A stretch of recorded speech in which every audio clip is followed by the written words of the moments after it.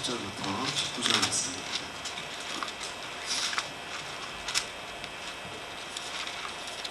구독해드리겠습니다. 그런즉 누구든지 그리스도 안에 있으면 새로운 피조물이라. 이전 것은 지나갔으니 보라 새 것이 되었도다.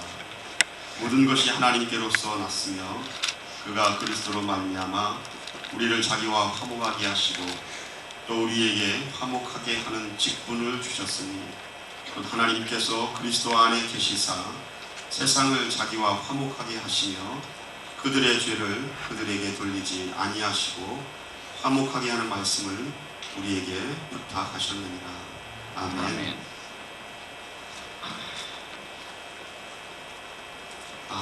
목사님께서 튀르키예에서 사역을 잘 진행하고 있고요. 곧 한국에 들어가실 것 같습니다. 목사님 하는 모든 일정과 돌아오실 때까지 기도해 주셨으면 좋겠습니다. 하나님께서는 여러분을 현재 지금 있는 그대로의 모습대로 사랑하십니다. 머리에서 발끝까지 지금 현재의 모습 그대로 사랑하신다라는 것입니다. 한 걸음마를 뺀 아기가 놀이터를 이렇게 아장아장 걷고 있습니다. 엄마가 그 모습을 흐뭇하게 바라보겠죠. 얼마나 아기가 쑥쑥 자라는지 그냥 얼굴만 봐도, 아기가 하는 행동 하나하나만 봐도 아마 엄마의 그 얼굴에는 미소가 이렇게 빙그레 번질 것입니다. 엄마가 그 놀이터에서 걷고 있는 아기에게 줄 이유식이나 음식들을 챙기려고 가방을 이렇게 뒤적뒤적거립니다. 그 순간에 갑자기 으앙 하고 아기가 우는 소리가 들립니다. 엄마는 바로 알잖아요. 아니, 우리 아기구나. 그래서 직감적으로 고개를 돌렸습니다. 보니까 아니나 다를까 아기가 그 모래바닥에 넘어졌습니다. 그냥 넘어진 것이 아니라 모래 위에 넘어져서 입에 모래가 그냥 한 움큼이나 잔뜩 들어갔습니다. 여러분, 입속에 모래를 잔뜩 넣고 있는 아기를 엄마가 사랑할까요? 사랑하지 않을까요? 뭐 대답할 필요가 없지 않습니까? 너무 당연합니다. 입속에 아무리 흙이 있어도 엄마는 그 아기를 여전히 사랑하고 있습니다. 입에 흙이 있다고 너는 내 자녀로서 자격 미달이다, 이렇게 생각하신 부모님은 아마 한 분도 없을 것이다 라는 거죠. 엄마는 자녀를 어떤 모습에 있든지, 옷이 더러워졌다든지 입속에 흙이 있다든지 그런 거 상관없고 그냥 자녀를 있는 모습 그대로 사랑합니다. 그렇다고 해서 입속에 있는 그 모래를요 그대로 두는 부모님은 없겠죠.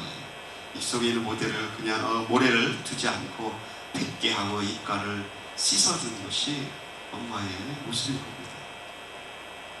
여러분, 있는 모습 그대로 사랑한다라는 것은요, 더러우면 더러운 모습 그대로 사랑하는 것입니다. 내 입속에 모래가 잔뜩 들어있으면 모래가 잔뜩 들어있는 모습 그대로 사랑하는 것이 있는 모습 그대로 사랑하는 것입니다.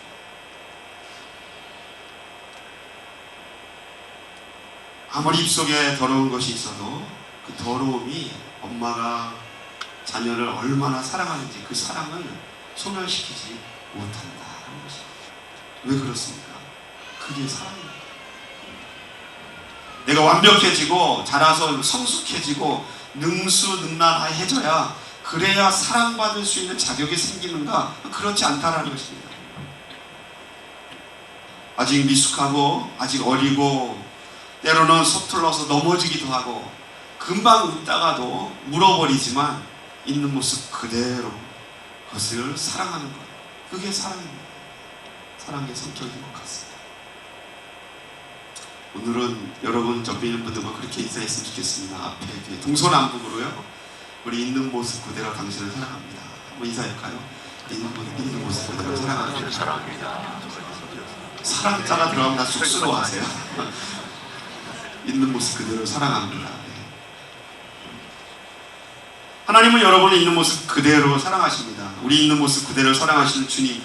그런데 여러분 있는 모습 그대로 사랑하시지만, 그렇지만 우리 안에 잔뜩 모래를 갖고 있으면, 우리 안에 더러운 것을 잔뜩 갖고 있으면 그대로 사랑하시는 것은 아닌 것 같습니다. 그렇죠. 하나님께서 가만히 우리를 내버려 두시지 않고요. 어떻게 하실지, 내 안에 있는 잔뜩 더러운 것들을 어떻게 하실지 우리 말씀을 통하여서 함께 은혜 받기를 원합니다. 우리가 어떤 한 사람을 아주 멸시하고 무시하고 퇴짜를 놓고 버린 적이 있습니다. 내가 아니라 우리가 그랬다라는 것입니다. 우리가. 동의하실지 모르겠지만 우리가 어떤 한 사람을 무시하고 멸시하고 퇴짜를 놓고 완전히 모멸차게 버렸다라는 것입니다. 선지자 이사야는 그걸 이렇게 고백하고 있습니다. 이사야서 53장에 그는 멸시를 받아 사람들에게 버림받았으며 간고를 많이 겪었으며 질고를 아는 자라. 사람들이 그에게 얼굴을 가리는 것 같이 멸시를 당하였고 우리도 그를 귀히 여기지 아니하였도다. 여기서 말하는 그가 누구입니까? 우리가 정문에 살아야 하는 예수 그리스도입니다. 이 땅에 오신 예수 그리스도입니다. 예수님을 우리가 버렸다라고 기록하고 있습니다. 예수님을 우리가 멸시했다라고 기록하고 있고요. 예수님을 십자가에 못 박은 것이 다른 누군가가 아니라 특별한 특정 인물이 아니라 우리라고 성경은 그렇게 분명하게 확실하게 말씀하고 있습니다. 우리. 그런데 그럼에도 불구하고 예수님 우리를 버리지 않았어요. 믿습니까? 그럼에도 불구하고 예수님 우리를 버리지 않았다라는 것입니다.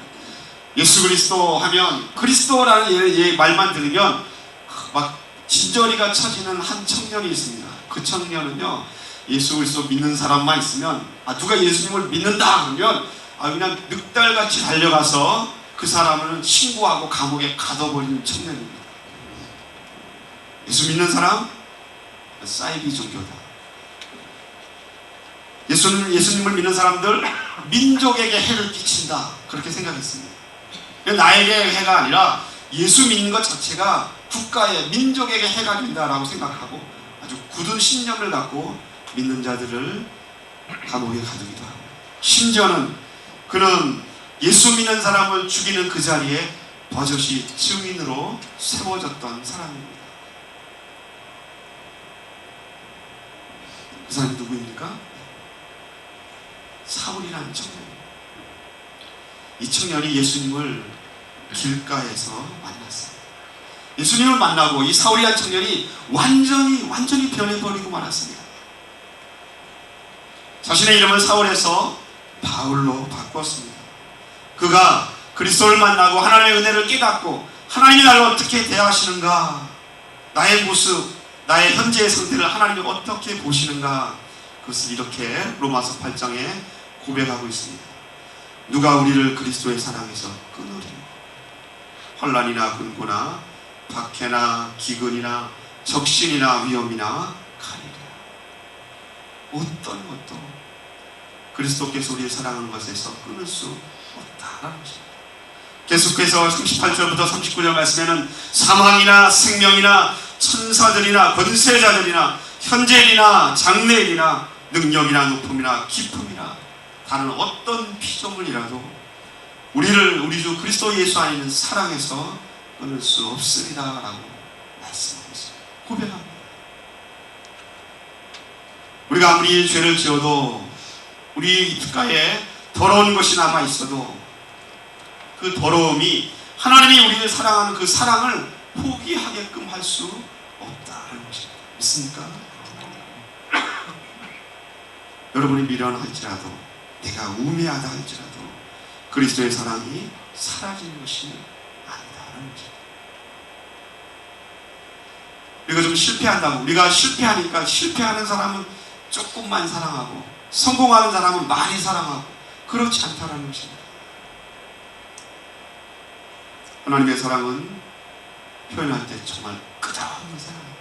믿습니까? 아멘.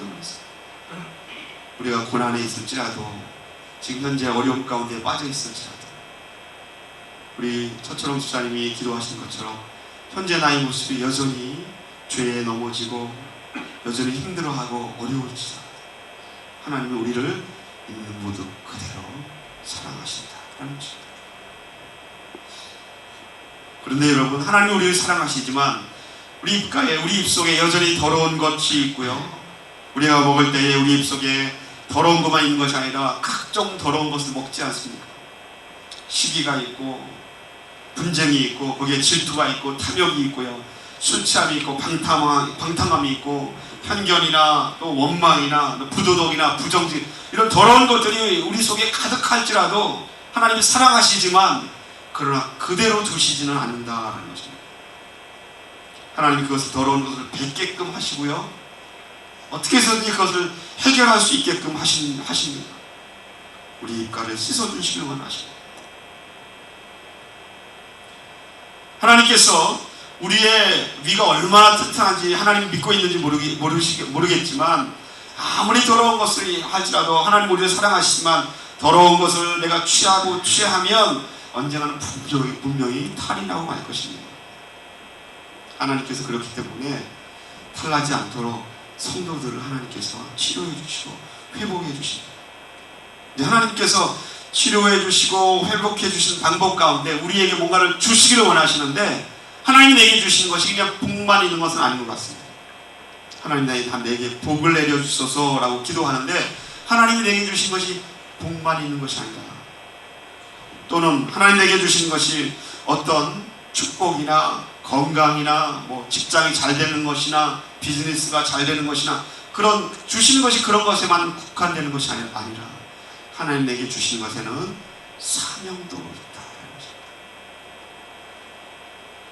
때때로 하나님께서는 내 안에 있는 더러운 것, 악한 것, 추한 것, 그런 것들을 해결하기 위해서 하나님께서 나에게 사명을 주시기도 한다는 것입니다.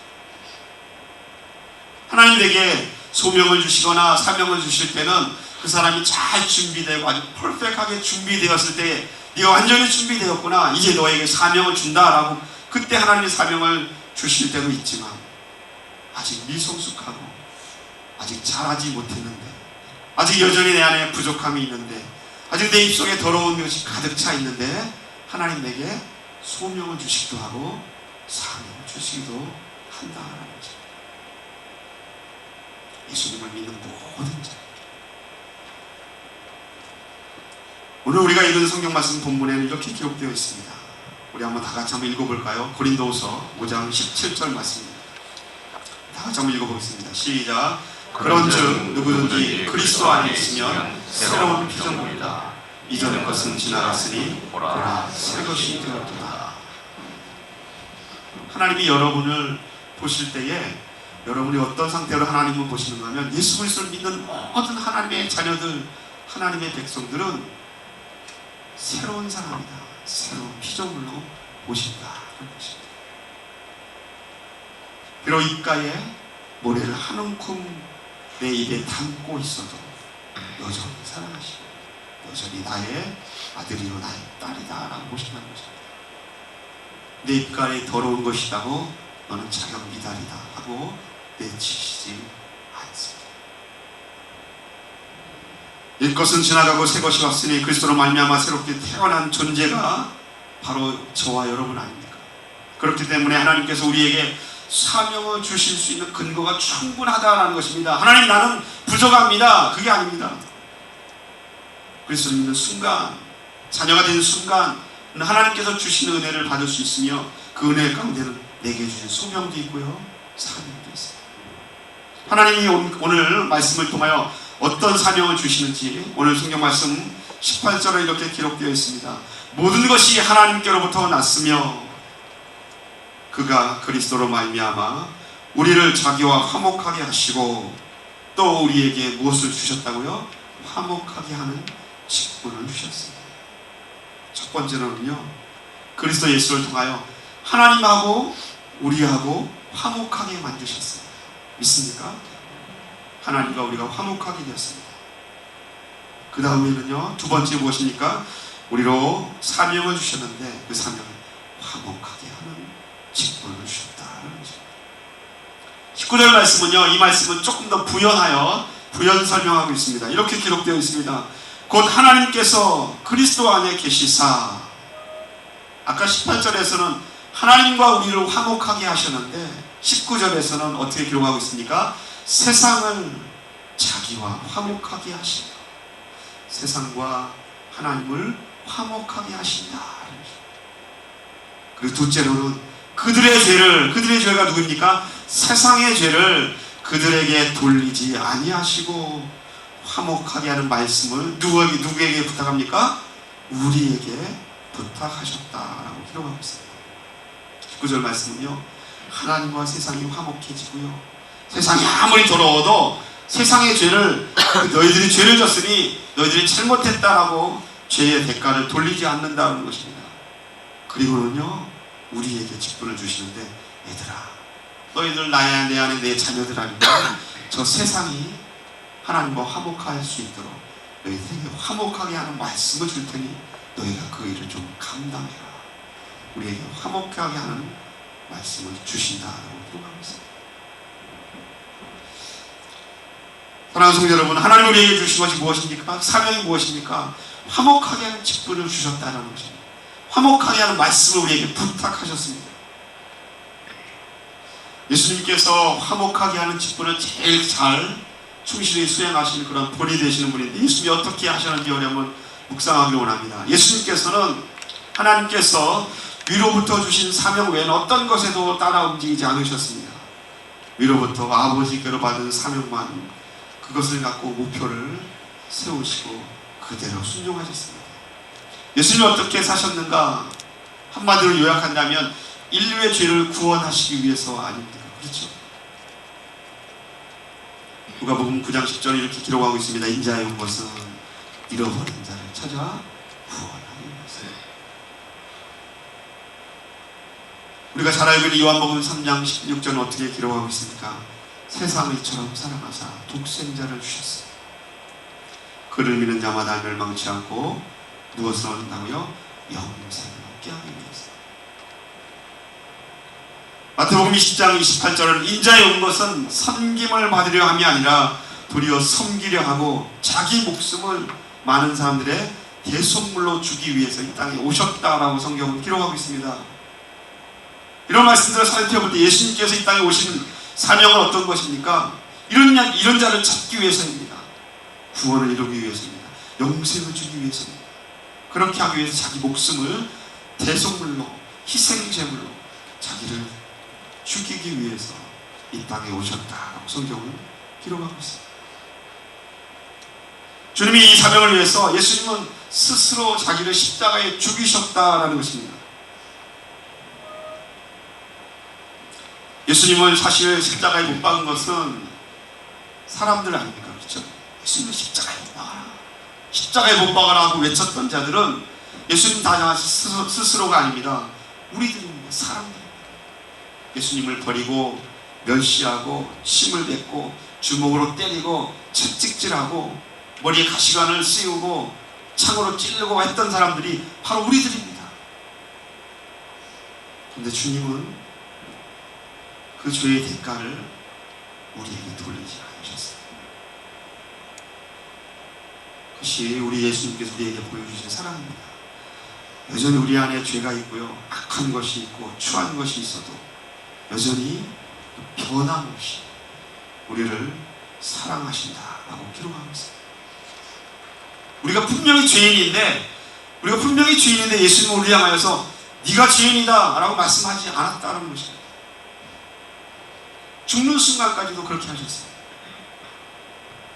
누가복음 23장 34절에 보니까 이렇게 기록되어 있습니다. 예수님께서 죽기 직전에 십자가에서 하셨던 말씀입니다.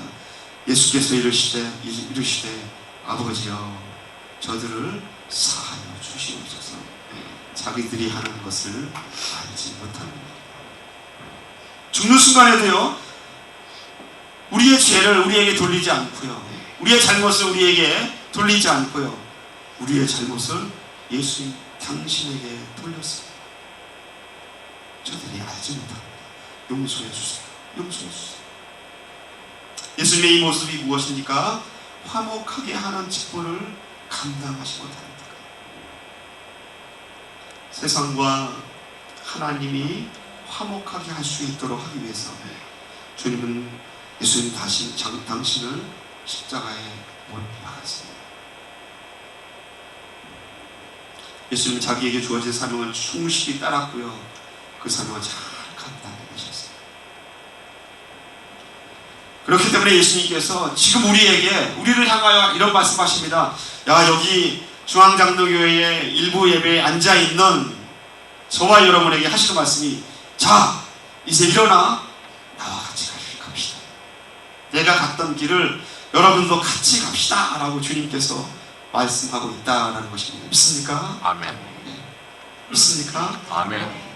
여기는 아멘이 세게 나와야 되는데 주님께서 나와 같이 가자 하는데 아멘 할까 말까. 주님께서 예수님이 걸어가셨던 화목하게 하는 직분을 우리들도 감당하기를 원하고 있습니다. 그래서 저와 여러분에게 주신 직분이 너도 우리들도 나처럼 화목하게 하는 직분을 감당하지 않을까, 주님 우리에게 묻고 있습니다. 사랑하는 성도 여러분, 여러분이 속한 공동체를 보십시오. 교회 공동체, 또 여러분이 속한 목장, 또 전도회, 또 직장에서 만나는 비즈니스 공동체, 그런 공동체를 보시고 여러분 스스로 한번 이렇게 위에서부터 한번 바라보십시오. 내 모습은 화목하게 하는 자의 모습인가? 아니면 내 모습은 다툼이나 편견이나 분쟁이나 분열을 일으킨 자의 모습인가? 화목하게 하는 직분을 감당하기 위해서 주님께서 그 본을 보여주신 것처럼 저와 여러분도 그 본을 따라가기를 소원합니다. 이 직분을 잘 감당하기 위해서는요, 첫 번째로 무엇보다도 사랑이 있어야 합니다. 사랑이 있어야 돼요. 사랑 없이는 화목하게 하는 직분을 도저히 감당할 수 없어요. 사랑이 있어야 합니다.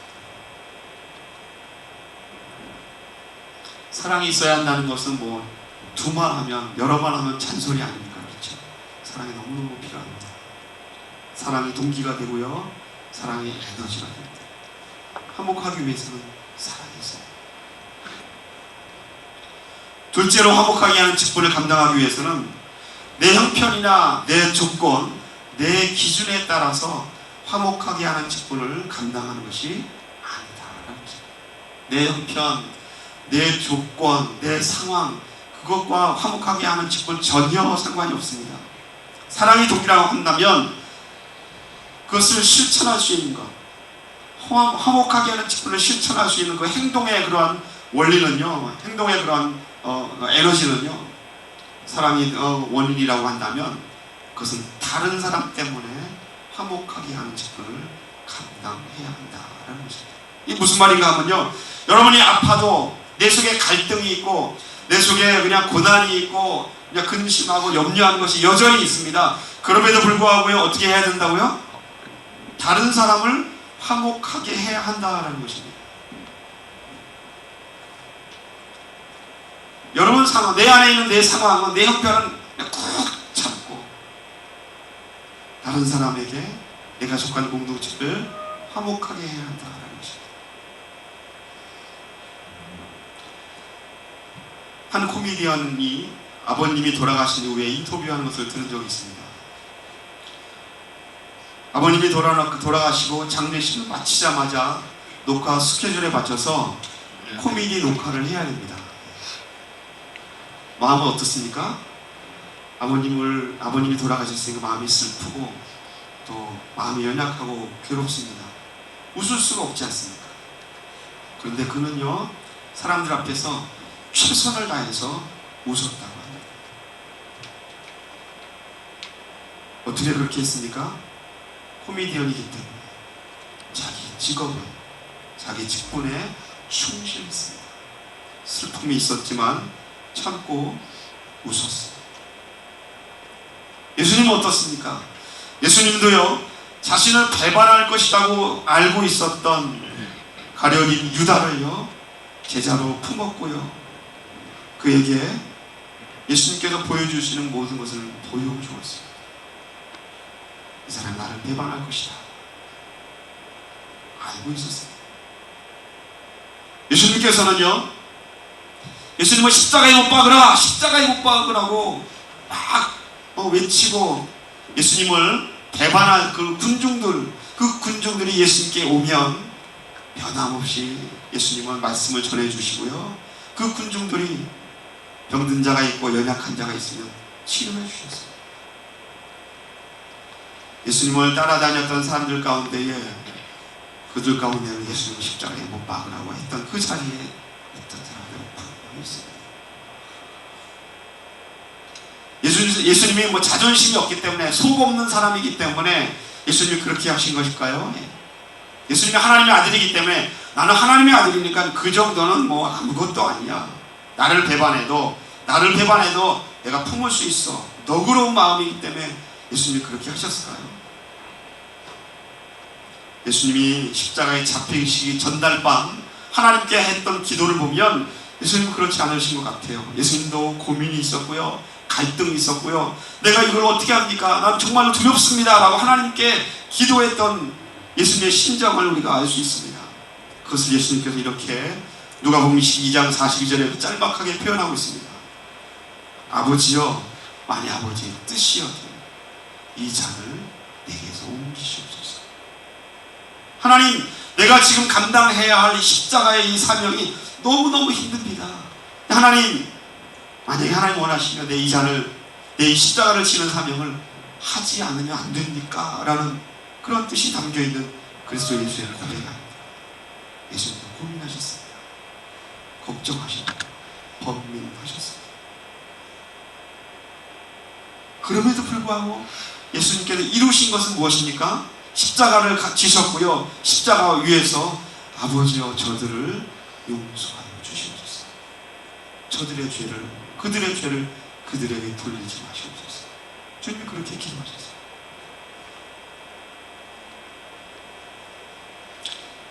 어떻게 그럴 수 있을까? 예수님께서 이 땅에 오셨는데, 이 땅에 오신 예수님께서 결코 포기할 수 없는 그런 사명이 있다면 세상과 그리고 하나님 아버지가 화목하게 되는 것입니다. 이 사명만은 예수님께서 결코 포기할 수 없는 사명이셨습니다. 그 예수님처럼 여러분에게도 화목하게 하는 직분이 주어졌습니다. 여러분 어떻게 해야 합니까? 화목하게 하는 이 직분은요, 내가 편안하기 때문에 하는 것이 아닙니다.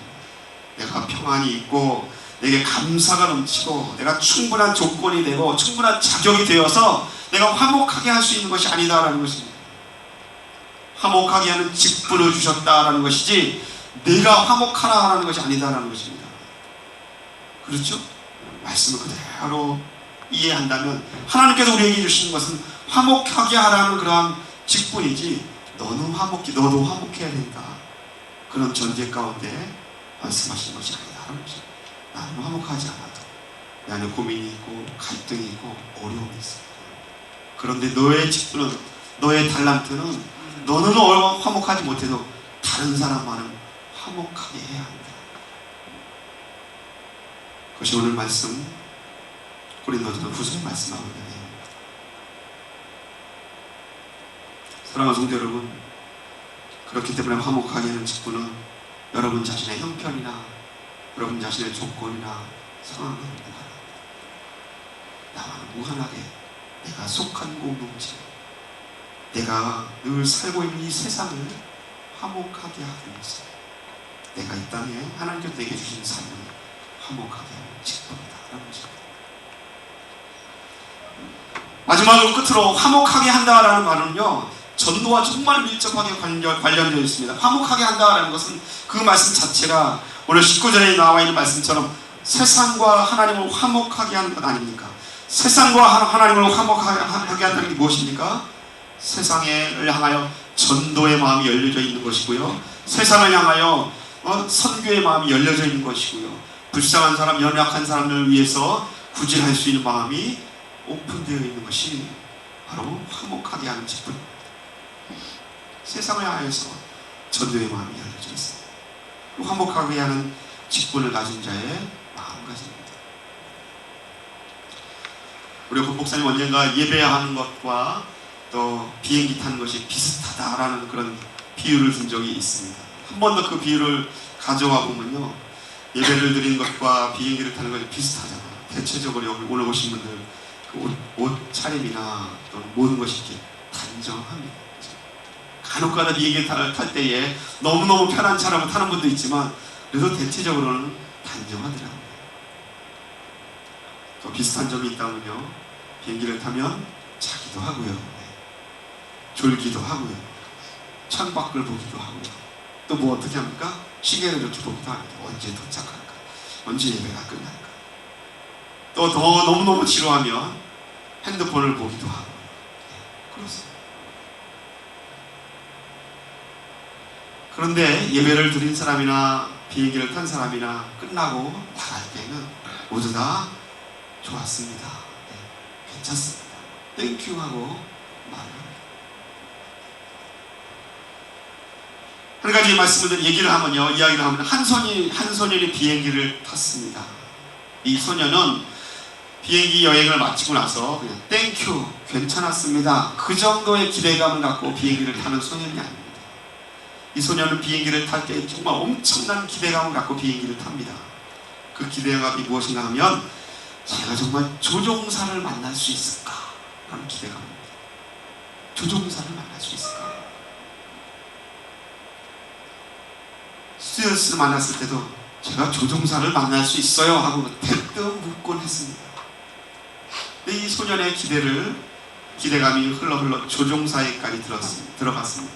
조종사가 어떻게 했을까요? 그렇다면 그 소년을 내게로 데리고 오십시오. 얼마나 좋을까요?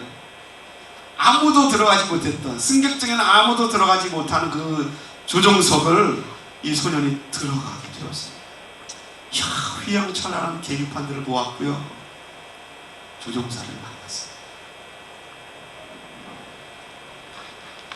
조종석을 나오는 이 소년의 얼굴의 표정이 어땠을까요? 아마 상상을 해보십시오.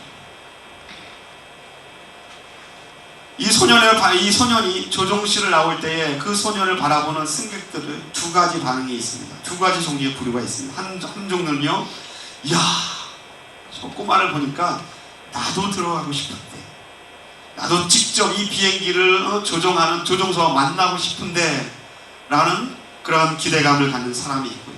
또 다른 한 부류는요, 그 소년이 흥분과 얼마나 기뻐했는지 그건 전혀 관심이 없습니다. 오로지 그들의 관심은 비행기가 언제 도착하는가, 기내 음식이 얼마나 맛있는가, 그리고 끝날 때 땡큐, 좋았습니다. 그들이 기대하고 바랐던 것이 그거였기 때문에 더 이상의 기대감, 더 이상의 생각은 없습니다. 그러나 이 소년은 더 많은 것을 원하지 않았으니까 조종사를 보고 조종사를 만났으니까 그 예배에서 나오는 고백은요, 완전히 다르습니다. 땡큐, 좋았습니다, 그 정도가 아니라 와, 정말 놀라운데, 와, 정말 멋진데, 그 기대감을 성취했기 때문에 엄청난 그런 감탄사가 입에서 막 튀어져 나올 것입니다.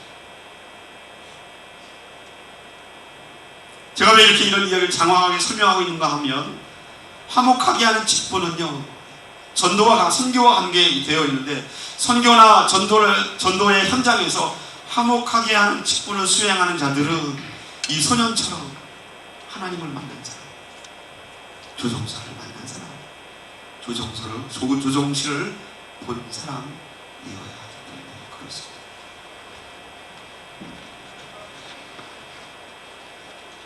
하나님을 만난 사람, 화목하게 하는 직분을 감당할 수 있습니다.